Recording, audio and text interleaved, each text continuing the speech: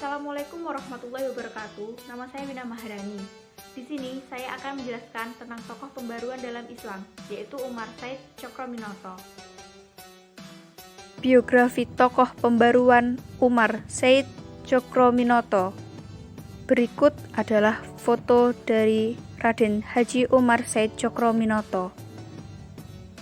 Raden Haji Umar Said Tjokroaminoto lahir di Ponorogo, Jawa Timur pada 16 Agustus 1882 dan meninggal di Yogyakarta, Indonesia pada 17 Desember 1934 di umur 52 tahun. Dalam buku Sejarah Syarikat Islam dan Pendidikan Bangsa karangan Dr. Handes Mansur, MA penerbit Pustaka Pelajar 2004, halaman 13, Tjokroaminoto lebih dikenal dengan nama H.O.S. Tjokroaminoto. Ia merupakan salah satu pemimpin organisasi pertama di Indonesia, yaitu Syarikat Islam. Berikut adalah bendera Syarikat Islam, atau yang disingkat SI.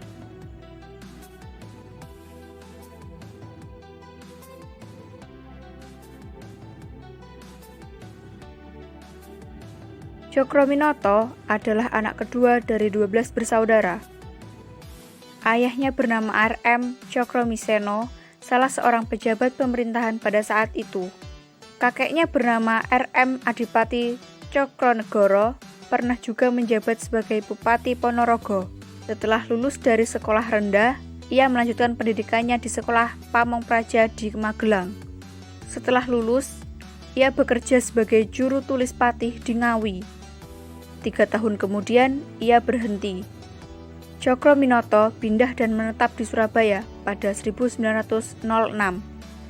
Di Surabaya, ia bekerja sebagai juru tulis di firma Inggris, Koi, dan melanjutkan pendidikannya di Sekolah Kejuruan Burgerlijk Avon School, jurusan Teknik Mesin. Bergelar De Ongrekonde van Java atau Raja Jawa tanpa mahkota oleh Belanda, Tjokroaminoto adalah salah satu pelopor pergerakan di Indonesia dan sebagai guru para pemimpin-pemimpin besar di Indonesia. Berangkat dari pemikirannya pula yang melahirkan berbagai macam ideologi bangsa Indonesia pada saat itu, rumahnya sempat dijadikan rumah kos para pemimpin besar untuk menimba ilmu padanya, yaitu Semaun, Muso, Alimin, Soekarno, yang nasionalis, dan Sekar Maji Marijan Kartosuwirjo yang Islam merangkap sebagai sekretaris pribadi. Namun, ketiga muridnya itu saling berselisih menurut paham masing-masing. Pengaruh kekuatan politik pada saat itu memungkinkan para pemimpin yang sekawan itu saling berhadap-hadapan, hingga terjadi pemberontakan Madiun pada 1948 yang dilakukan Partai Komunis Indonesia karena memproklamasikan Republik Soviet Indonesia yang dipimpin oleh Muso. Dengan terpaksa, Presiden Soekarno mengirimkan pasukan elit TNI yakni Divisi Siliwangi yang mengakibatkan Abang, sapaan akrab Soekarno kepada Muso, pemimpin Partai Komunis pada saat itu tertembak mati pada 31 Oktober 1948. Dilanjutkan oleh Negara Islam Indonesia atau NII yang dipimpin oleh SM Kartosuwiryo dan akhirnya dihukum mati yang dijatuhkan oleh Soekarno pada kawannya Sekar Maji Marijan Kartosuwiryo pada 12 September 1962. Pada bulan Mei 1912, H.O.S. Tjokroaminoto mendirikan organisasi Syarikat Islam yang sebelumnya dikenal Serikat Dagang Islam dan terpilih menjadi ketua.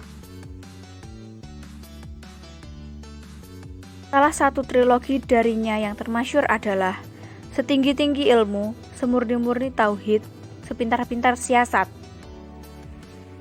Ini menggambarkan suasana perjuangan Indonesia pada masanya yang memerlukan 3 kemampuan pada seorang pejuang kemerdekaan. Dari berbagai muridnya, yang paling ia sukai adalah Soekarno, sehingga ia menikahkan Soekarno dengan anaknya, yakni Siti Utari, istri pertama Soekarno. Pesannya kepada para muridnya ialah, jika kalian ingin menjadi pemimpin besar, menulislah seperti wartawan, dan berbicaralah seperti orator. Perkataan ini membius murid-muridnya hingga membuat Soekarno setiap malam berteriak belajar pidato, hingga membuat kawannya Muso, Alimin, SM Kartosuwiryo, Darsono, dan yang lainnya terbangun dan tertawa menyaksikannya.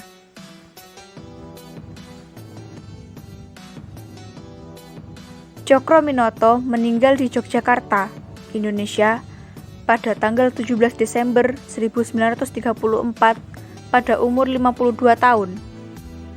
Ia dimakamkan di TMP Pekuncen, Yogyakarta, setelah jatuh sakit sehabis mengikuti Kongres SI di Banjarmasin. Sekian dari video saya. Terima kasih. Wassalamualaikum warahmatullahi wabarakatuh.